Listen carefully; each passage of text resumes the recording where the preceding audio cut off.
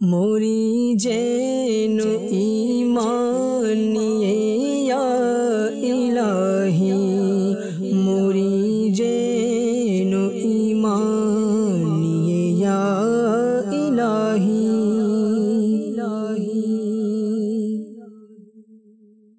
আলহামদুলিল্লাহি রাব্বিল আলামিন ওয়াসসালাতু ওয়াসসালামু আলা সাইয়্যিদিল আমবিয়াই ওয়াল মুরসালিন। আম্মা বা'দ, ফাআউযু বিল্লাহি মিনাশ শাইতানির রাজীম। বিসমিল্লাহির রাহমানির রাহিম। আসসালাতু ওয়াসসালামু আলাইকা ইয়া রাসূলাল্লাহ ওয়া আলা আলিকা ওয়া আসহাবিকা ইয়া হাবিবাল্লাহ। আসসালাতু ওয়াসসালামু আলাইকা ইয়া নবিয়াল্লাহ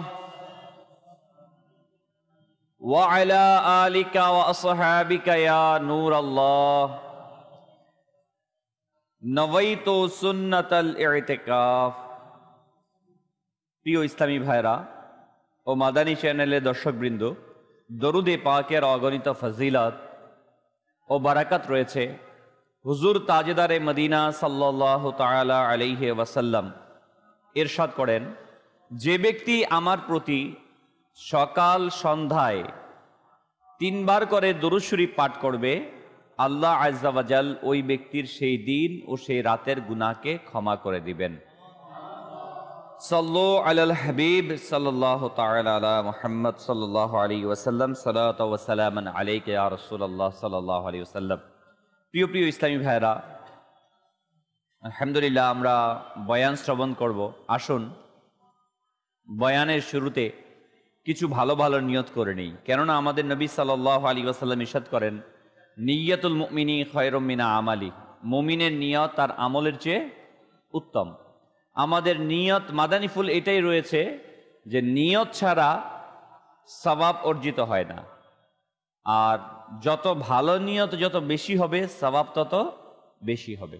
তো আমরা সওয়াব হাসিলের জন্য, ইলমে দ্বীন অর্জনের জন্য, আল্লাহ তাআলার সন্তুষ্টির জন্য, তার প্রিয় মাহবুব সাল্লাল্লাহু আলাইহি ওয়াসাল্লামের রেজার জন্য মনোযোগের সাথে ইনশাআল্লাহ বয়ান শ্রবণ করব ইনশাআল্লাহ।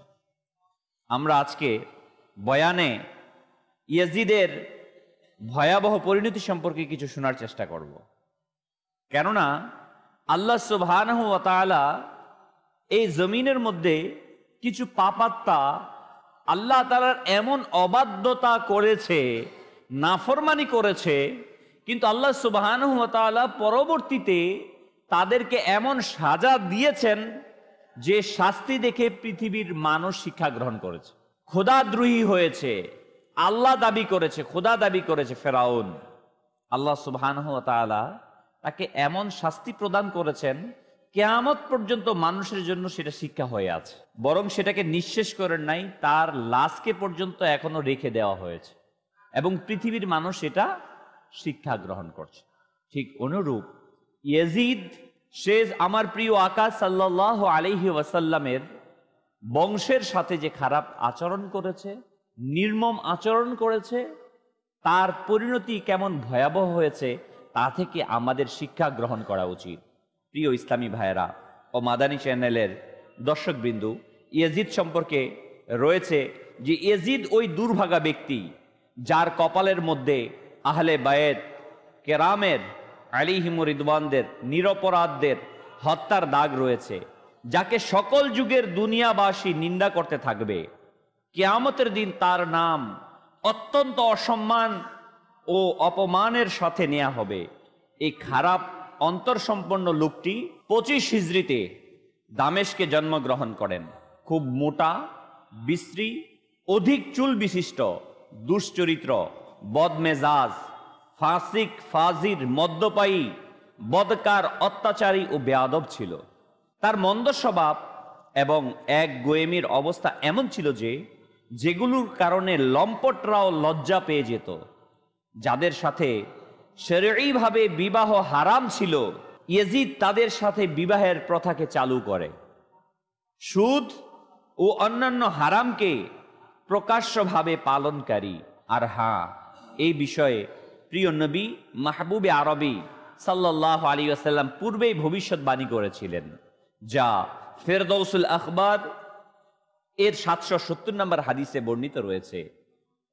অদৃশ্যের সংবাদ দিয়ে, গায়েবের সংবাদ দিয়ে নবী সরকারে দো আলম সাল্লাল্লাহু আলাইহি ওয়াসাল্লাম তার পবিত্র যুগের সময়ে সাহাবায়ে কেরাম আলাইহিম রিদওয়ানদেরকে পাপিষ্ট ইয়াজিদের ফিতনা থেকে সাবধান করেছিলেন।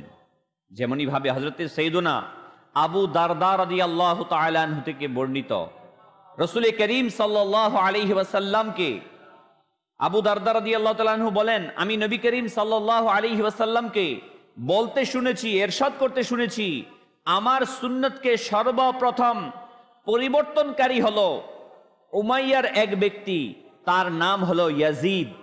অন্য এক জায়গায় ইরশাদ করেন, আমার উম্মতের মধ্যে ন্যায় নীতি অব্যাহত থাকবে, এমনকি প্রথম পরিবর্তনকারী বনি উমাইয়ার এক ব্যক্তি যার নাম ইয়াজিদ হবে। নাপাক ইয়াজিদের বিশৃঙ্খলা সৃষ্টির ব্যাপারে মদিনার সুলতান হুজুরে করিম সাল্লাল্লাহু আলাইহি ওয়াসাল্লাম এর ভবিষ্যৎবাণীর কারণে প্রসিদ্ধ সাহাবী হযরতে সাইয়্যিদুনা আবু হুরায়রা রাদিয়াল্লাহু তাআলা আনহু নিজের ওফাতের পূর্ব মুহূর্ত পর্যন্ত এই দোয়া পাঠ করতেন। তিনি দোয়া পড়তেন, হে আল্লাহ আজ্জা ওয়াজাল, আমি তোমার কাছে 60 হিজরির শুরু থেকে এবং ছেলেদের রাজত্ব থেকে আশ্রয় চাই। অতঃপর তার দোয়া কবুল হলো। তিনি হযরতে আবু হুরায়রা রাদিয়াল্লাহু তাআলা আনহু 59 হিজরিতে মদিনায় তার ইন্তেকাল হয় এবং 60 হিজরিতেই পাপিষ্ট ইয়াজিদ সিংহাসনে আরোহণ করে। প্রিয় ইসলামী ভাইয়েরা ও মাদানী চ্যানেলের দর্শকবিন্দু, সদরুল আফাদিল আল্লামা সৈয়দ মোহাম্মদ নাঈমউদ্দিন মুরাদাবাদী রাহমাতুল্লাহি তাআলা আলাইহি হযরত ইমাম হুসাইন রাদিয়াল্লাহু তাআলার প্রতি শত্রুতার কারণ এবং ইমাম হুসাইন রাদিয়াল্লাহু তাআলার শাহাদাতের পর ইয়াজিদের পক্ষ থেকে মক্কা ও মদিনা শরীফে মুসলমানদের উপর চরম জুলুম নির্যাতনের বর্ণনা করতে গিয়ে তিনি এভাবে বলেন যে ইয়াজিদ সে কিন্তু শুধুমাত্র ইমাম হুসাইন রাদিয়াল্লাহু তাআলাকে শহীদ করেন নাই, ইয়াজিদ এখানেই ক্ষান্ত হন নাই, শহীদ করে পুরা আহলে বায়াতকে, নবী সাল্লাল্লাহু আলাইহি ওয়াসাল্লামের পরিবারকে শহীদ করেছেন। তারপর মদিনাবাসী এবং মক্কাবাসীদের উপর অত্যাচার করেছেন। মদিনা শরীফের মসজিদে নববীর মধ্যে সে 10 থেকে 12,000 সৈন্যবাহিনী পাঠিয়ে মসজিদে নববীর মধ্যে 3 দিন পর্যন্ত আজান বন্ধ করা হয়েছিল। আসুন আমরা সেই ঘটনা শুনি। ইমাম হুসাইন রাদিয়াল্লাহু তাআলা আনহুর অস্তিত্বটা ইয়াজিদের স্বাধীনতা হস্তক্ষেপের জন্য বড়ই করুণ ছিল তার। সে জানতো যে তিনি রাদিয়াল্লাহু তাআলা মুবারক যুগে সে নির্লজ্জতার সুযোগ পাবে না, আর অপকর্ম পথভ্রষ্টতার কখনো ইমাম হুসাইন রাদিয়াল্লাহু তাআলা সহ্য করবে না, এবং তার দৃষ্টিতে সবসময় ইমাম হুসাইন রাদিয়াল্লাহু তাআলার দিনদারির চাবুক মাথার চারপাশে ঘুরপাক খেত। এই কারণে সে আরো বেশি ইমাম হুসাইন রাদিয়াল্লাহু তাআলার প্রাণের শত্রু ছিল। ইমাম হুসাইন রাদিয়াল্লাহু তাআলার শাহাদাতের কারণে সে বেশি খুশি হয়, আর এজন্যই হযরত ইমাম হুসাইন রাদিয়াল্লাহু তাআলার ছায়া রহিত হয়ে গেল, আর ইয়াজিদ সম্পূর্ণ স্বাধীন হয়ে গেল। বিভিন্ন প্রকারের গুনাহের বাজার গরম করেছিল ইয়াজিদ। ব্যভিচার, ভাই বোনের মধ্যে বিবাহের প্রথা, সুদ, নাউজুবিল্লাহ মাযাল্লাহ, এই বদবখত ইয়াজিদ লম্পট সুদ মদের প্রথাকে চালু করে গিয়েছে। নামাজের ধারাবাহিকতা উঠে গিয়েছিল, বিদ্রোহিতার শেষ প্রান্ত পর্যন্ত পৌঁছল। দুশ্চরিত্র এমনকি জোর প্রয়োগ করলো যে মুসলিম বিন উকবাকে 12,000 অথবা 20,000 অসভ্য সৈন্য দিয়ে মদিনায় তাইয়্যিবাতে আক্রমণের জন্য পাঠালো। আর এই ঘটনা ছিল 63 হিজরির ঘটনা, হযরতে হুসাইন রাদিয়াল্লাহু তাআলা আনহুর শহীদ হওয়ার 3 বছর পরের ঘটনা। ওই হতভাগা সৈন্যরা মদিনা পাকের মধ্যে এমনই তুফান চালালো যে আল্লাহ থেকে পানা, হত্যা, লুণ্ঠন, বিভিন্ন ধরনের অত্যাচার এবং রাসূল করিম সাল্লাল্লাহু আলাইহি ওয়াসাল্লামের প্রতিবেশীদের উপর তারা চালাতে লাগলো। সেখানে অবস্থানকারীদের ঘরবাড়ি লুট করলো। 700 সাহাবীকে রাদিয়াল্লাহু তাআলা আনহুম আজমাইনদের শহীদ করে দিল। অন্যত্র বসবাসকারী 10,000-এর চেয়ে অধিক সংখ্যককে শহীদ করেছিল। ছেলেদেরকে বন্দী করে ফেললো। এমন খারাপ আচরণ করেছিল যা বলা অসম্ভব। মসজিদের নববী শরীফের মধ্যে ওই পিলারগুলোর মধ্যে ঘোড়া বেঁধেছিল, 3 দিন পর্যন্ত মসজিদ শরীফের মধ্যে লোকেরা নামাজ আদায় করতে পারেনি। শুধুমাত্র সাঈদ বিন মুসাইয়াব রাদিয়াল্লাহু তাআলা আনহু পাগল সেজে সেখানে উপস্থিত ছিলেন। হযরতে সাইয়েদনা আব্দুল্লাহ বিন হানজালা রাদিয়াল্লাহু তাআলা আনহু বলেন, ইয়াজিদের অপকর্মের সীমা এ পর্যন্ত পৌঁছেছিল যে আমার ধারণা হয়েছিল তার অপকর্মের কারণে কখনো না আসমান থেকে পাথর বর্ষণ হয়। তারপর এই অসভ্য সৈন্যরা মক্কায় মুকাররমার দিকে রওনা হয়। প্রিয় ইসলামী ভাইরা ও মাদানী চ্যানেল দর্শকবৃন্দ, রাস্তায় সৈন্যদল নেতা মারা গেল, অন্যজনকে তার স্থলাভিষিক্ত করা হলো। মক্কায় মুআজ্জামায় পৌঁছে এই বেদিনরা মিনজানিক যন্ত্রের মাধ্যমে, যেটা দিয়ে পাথরকে নিক্ষেপ করা হয়, এই পাথর বর্ষণকারী মিনজানিক এর মাধ্যমে কাবা শরীফের মধ্যে পাথর বর্ষণ করতে লাগলো। এই কালো পাথর বর্ষণে হেরেম শরীফের মাঠ আঙিনা ভরে গেল।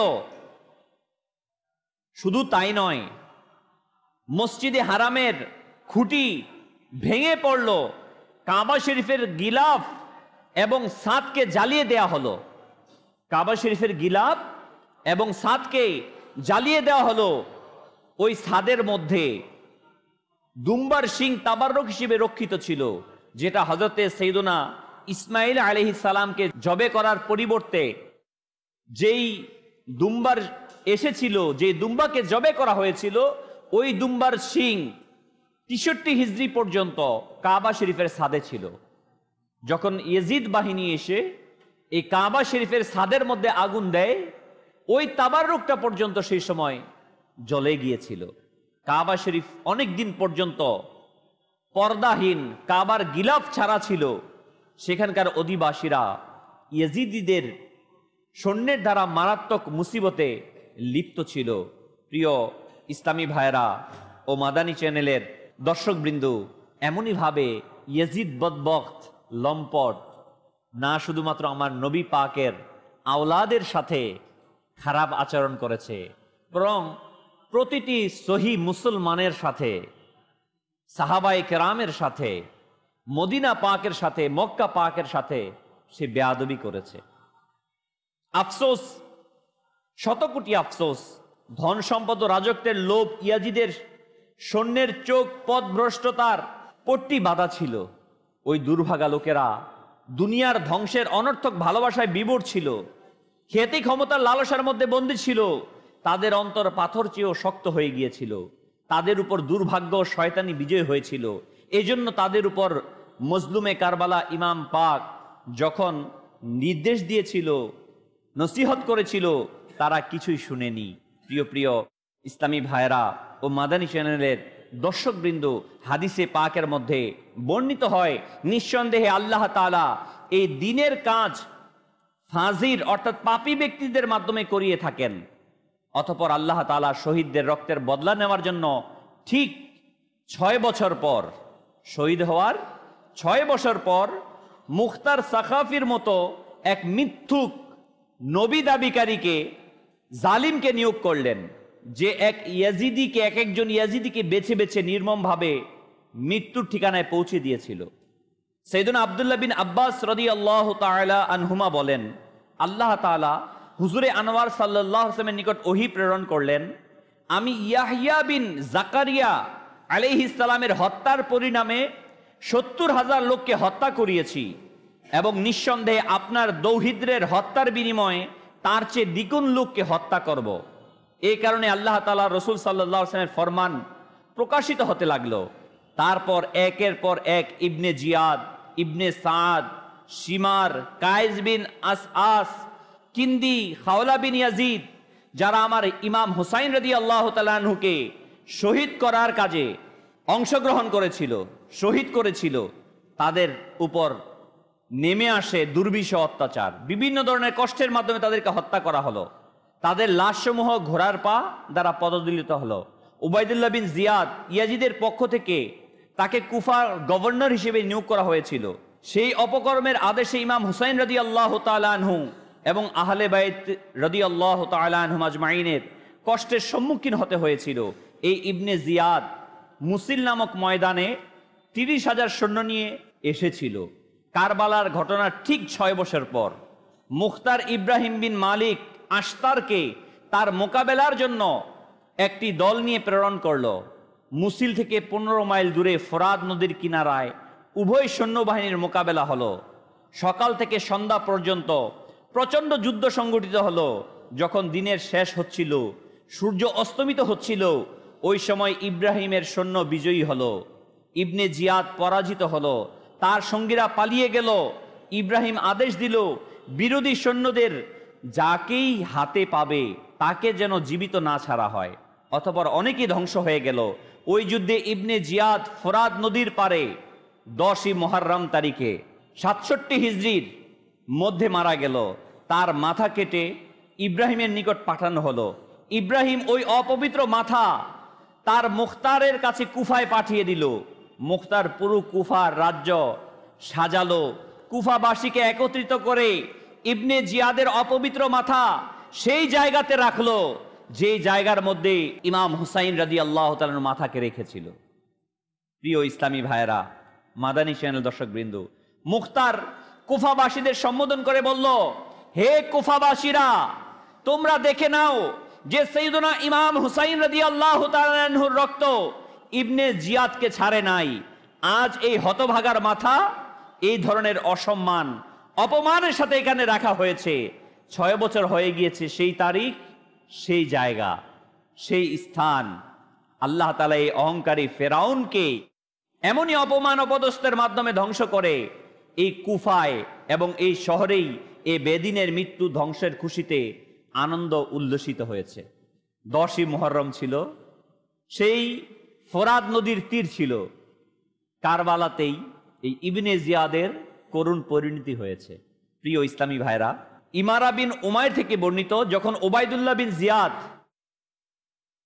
এবং তার সঙ্গীদের মাথা কেটে মসজিদের বারান্দায় রাখা হলো, তখন আমি সেই মাথাগুলোকে দেখার জন্য গিয়েছিলাম। হঠাৎ করে আওয়াজ এলো, আওয়াজ হচ্ছিল এলো এলো এলো এলো, একটি আওয়াজ হচ্ছিল। আমি দেখলাম একটি ভয়ঙ্কর সাপ এসে মাথাগুলোর মাঝখানে অবস্থিত ইবনে জিয়াদের মাথার নাকের ভিতর দিয়ে ঢুকে গেল। সেখানে কিছুক্ষণ অবস্থান করে বের হয়ে সাপটি অদৃশ্য হয়ে গেল। অতঃপর আবার শোরগোল পড়ে গেল এলো এলো। 2 বা 3 বার এমন ঘটনাটি সংঘটিত হয়েছে যা তিরমিজি শরীফের বর্ণিত রয়েছে। প্রিয় প্রিয় ইসলামী ভাইরা, সদরুল আফাদিল আল্লামা সৈয়দ নাঈমুদ্দিন মুরাদাবাদী রাহমাতুল্লাহ আলাইহি বলেন, ইয়াজিদের জানা ছিল না যে শহীদের রক্ত পুনরায় পুষ্পটিত হয়ে উঠবে, রাজত্ব পুনরায় ফিরে আসবে। সকল ব্যক্তি যারা ইমাম হুসাইন রাদিয়াল্লাহু তাআলার হত্যার মধ্যে জড়িত ছিল বিভিন্ন ধরনের শাস্তিতে ধ্বংস হবে। ওই ফোরাত নদীর কিনারা হবে, ওই আশুরার 10 তারিখ হবে, ওই জালিম সম্প্রদায় হবে, মুখতারের ঘোড়ার নিচে পদদলিত হতে হবে। তাদের দলের তাদের কোনো কাজ আসবে না, তাদের হাত পা কেটে ফেলা হবে, ঘর লুণ্ঠিত হবে, শুলিতে চড়ানো হবে, লাশ ছিঁড়ে খাবে, দুনিয়ার প্রতিটা মানুষ থুক নিক্ষেপ করতে থাকবে। এই ধ্বংসের জন্য আনন্দ উদযাপন করা হবে। যুদ্ধের ময়দানে তাদের সংখ্যা যদিও বা হাজারো হয়, তবু তারা পালাতে থাকবে। কুকুরের মতো তাদের প্রাণ রক্ষা করা কঠিন হবে। যেখানেই পাবে সেখানেই হত্যা করা হবে। দুনিয়ার মধ্যে কিয়ামত পর্যন্ত তাদের উপর ঘৃণার অভিশাপ লানত বর্ষিত হবে। প্রিয় প্রিয় ইসলামী ভাইরা, বাস্তবিকই তাই ঘটেছে। ইতিহাস, পৃথিবী এটাই দেখেছে। এত ক্ষমতাশালী ইয়াজিদ ছিল, কিন্তু কিছুদিন যেতে না যেতেই পট পরিবর্তনে তার ক্ষমতা মিসমার হয়ে গিয়েছে। প্রিয় ইসলামী ভাইরা, আসুন, এতক্ষণ তো শুনলাম ইবনে জিয়াদ, ইয়াজিদের যে হুকুমের গোলাম ছিল ইবনে জিয়াদ এবং তার অনুসারীর ঘটনা। আসুন এবার ইয়াজিদের করুণ পরিণতি শুনি। কারবালার ঘটনার কিছুদিন পর ইয়াজিদ এক ধ্বংসাত্মক ও কষ্টদায়ক রোগে আক্রান্ত হয়। 2টা বর্ণনা আছে, ইয়াজিদের করুণ পরিণতির 2টি ঘটনা আছে। আমরা সেই 2টি ঘটনা শুনি। ঐতিহাসিকগণ কেউ এটা বর্ণনা করেছেন, কেউ এটা বর্ণনা করেছেন যে ইয়াজিদের যখন কষ্টদায়ক রোগ হলো, পেটের ব্যথা এবং নারী ভুঁড়ির আঘাতে ছটফট করছিল, হিমসের মধ্যে, হিমস একটি জায়গার নাম, সেখানে তার মৃত্যুর নিশ্চয়তা বুঝতে পারলো। তখন সে তার বড় ছেলে, তার নাম ছিল মুয়াবিয়া। মুয়াবিয়া ছিল ইয়াজিদের বাবার নাম। মুয়াবিয়া রাদিয়াল্লাহু তাআলা আনহু, তিনি সাহাবী ছিলেন। মনে রাখবেন, তিনি নিঃসন্দেহে জান্নাতি। ইয়াজিদ মৃত্যুর বিছানায়, তখন সে তার বড় ছেলে মুয়াবিয়াকে ডাকলো এবং রাজত্বের দায়িত্ব ব্যাপারে কিছু বলতে চাচ্ছিল, যে তুমি রাজত্ব নাও, ক্ষমতা নাও। হঠাৎ করে ছেলের মুখ থেকে চিৎকারের আওয়াজ বের হলো এবং খুবই অপমান ও হীনমন্যতার সাথে পিতার প্রস্তাবকে প্রত্যাখ্যান করলো। তিনি বলল, যেই সিংহাসনের মুকুট আলে রসুলের রক্তের দাবিদার, আমি তা কখনো গ্রহণ করব না। যেই সিংহাসনের মুকুট আলে রসুলের রক্তের দাবিদার, আমি তা কখনো গ্রহণ করব না। আল্লাহ তাআলা আমাকে জঘন্য রাজত্বের উত্তরাধিকারী থেকে বঞ্চিত রাখুক, যেটার ভিত্তি হচ্ছে রসুলের দৌহিত্রের জন্যই রাখা হয়েছিল। ইয়াজিদ তার ছেলের মুখে এই ধরনের শব্দ শুনে অস্থির হয়ে গেল, খুবই দুঃখ কষ্টে বিছানায় পা মারতে লাগলো। মৃত্যুর কিছুদিন আগে ইয়াজিদের নাড়ি ভুঁড়ি ছিঁড়ে গেল এবং তাতে কৃমি ফেটে গেল। তীব্র কষ্টের কারণে শুকুরের মতো তার মুখ থেকে চিৎকার বের হচ্ছিল। পানির ফোঁটা যখন তার কণ্ঠের মধ্যে দেওয়া হতো, দেওয়ার সাথে সাথে পটকার মতো সে চিৎকার করে উঠত। আল্লাহ তাআলা আশ্চর্য গজব তার উপর নাজিল হতো। পানি ছাড়া সে ছটফট করত, পিপাসা পিপাসা বলে, যে পানির প্রয়োজন, পানির প্রয়োজন, ওই রকম ছটফট করত। আবার যখন পানি পাওয়ার পরেও যখন তাকে পানি দেওয়া হতো, কণ্ঠনালীতে গেলে সে চিৎকার করে উঠত। শেষ পর্যন্ত ওই তীব্র ব্যথায় অস্থির হয়ে তার প্রাণ বের হলো। মরণ দেহ থেকে এমন ভয়ানক দুর্গন্ধ ছিল যে নিকটে যাওয়া কঠিন ছিল। কোন রকমে তাকে মাটিতে পুঁতে ফেলা হয়।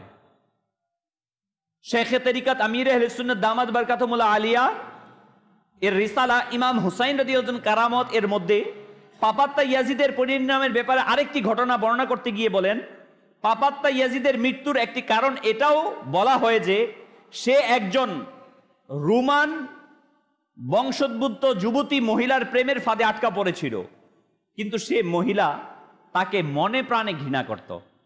একদিন আমোদ প্রমোদের বাহানা করে সে মহিলা ইয়াজিদকে একাকী সুদূর এক মরুভূমিতে নিয়ে গেল। সে মরুভূমির ঠান্ডা ও শীতল আবহাওয়ায় ইয়াজিদকে ক্লান্ত অবসন্ন করে ফেলল। তাই সে মাতালের মতো মাটিতে লুটিয়ে পড়ল। আর মহিলাও এই সুযোগ হাতছাড়া করল না। যে পাপিষ্ট নিমক হারাম তার নবীর দৌহিত্রের সাথে বিশ্বাসঘাতকতা করেছে, সে আমার প্রতি কতটুকু ওয়াফাদার হবে, এ বলে সে যুবতী মহিলা তার ধারালো ছুরি দ্বারা ইয়াজিদের অপবিত্র শরীরকে টুকরো টুকরো করে মরুভূমিতে ফেলে আসলো। কয়েকদিন যাবৎ তার মৃতদেহ চিল কাকের খোরাকে পরিণত ছিল। অবশেষে খবর পেয়ে তার অনুচররা সেখানে গিয়ে তার ক্ষতবিক্ষত লাশ একটি গর্তের মধ্যে চাপা দিয়ে চলে আসলো। প্রিয় ইসলামী ভাইয়েরা, আসুন এবার শুনি তার কবরের ঘটনা কি। দামেস্কের পুরনো কবরস্থান বাবু সগীরে কিছু আগে ইয়াজিদের কবরের নিশানা, যেটার উপর অনেক বছর আগে লোকেরা ইট পাথর নিক্ষেপ করত এবং তার ইটের স্তূপে পরিণত হতো, সেখানে এখন সীসা, কাঁচ, লোহা গলানোর দোকান হিসেবে পরিণত হয়েছে, কারখানা। ওই কবরটা পরবর্তীতে লোহা গলানো হয় না, ওই কবরের মধ্যে লোহা গলানোর দোকান বানিয়ে দুনিয়াতেই সেটাকে জাহান্নামে পরিণত করা হয়েছে। আপনারা শুনলেন নবী সাল্লাল্লাহু আলাইহি ওয়াসাল্লামের আহলে বায়েত আতহারের সাথে শত্রুতা রাখা, তাদের উপর কষ্ট দেওয়ার কেমন মন্দ পরিণতি হলো। যে মৃত্যুর পর তাদের কাফন লাভ হয় না, দুনিয়ার মধ্যে তাদের ভাগ্যে অপমান থাকে, আখেরাতে তাদের অপমানের সম্মুখীন হতে হবে। তাদের স্থান জাহান্নামের আগুনই হবে। যেমনি ভাবে নবী আকরাম নূরে মুজাসসাম রাসূলে মুহতাশাম সাল্লাল্লাহু আলাইহি ওয়াসাল্লাম ইরশাদ করেন, যে ব্যক্তি আমার আহলে বায়েতের উপর জুলুম করলো, আমার আওলাদের উপর কষ্ট দিল, তার উপর জান্নাত হারাম করে দেয়া হলো। অন্য এক হাদিসে পাকের মধ্যে হুজুরে করিম সাল্লাল্লাহু আলাইহি ওয়াসাল্লাম ইরশাদ করেন, যদি কোনো ব্যক্তি বাইতুল্লাহ শরীফের কোনো এক কোণায় এবং মাকামে ইব্রাহিমের মাঝখানে দাঁড়িয়ে নামাজ পড়ে, রোজা রাখে, আর যদি আহলে বায়েতের সাথে শত্রুতা করে মারা গেল, তাহলে সে জাহান্নামে যাবে। প্রিয় ইসলামী ভাইয়েরা, তাবেঈ বুজুর্গ সাইয়্যিদুনা ইমাম হাসান বসরি রাহমাতুল্লাহ আলাইহি বলেন, যেসব লোকেরা সাইয়্যিদুনা ইমাম হুসাইন রাদিয়াল্লাহু তাআলা আনহুকে হত্যা করেছে, যদি তারা আল্লাহ তাআলার দয়া ক্ষমা পেয়ে যায়ও, তবে তারা রাসূল খুদা সাল্লাল্লাহু আলাইহি ওয়াসাল্লামের সামনে কিভাবে মুখ দেখাবে? এটা বলছেন তিনি, এটা সম্ভব না, এটা ক্ষমা হবে না তাদের। যদি পায়ও, তো আমার নবী সাল্লাল্লাহু আলাইহি ওয়াসাল্লামের সামনে কিভাবে মুখ দেখাবে যে প্রিয় হুসাইন রাদিয়াল্লাহু তাআলা আনহুকে শহীদ করেছে?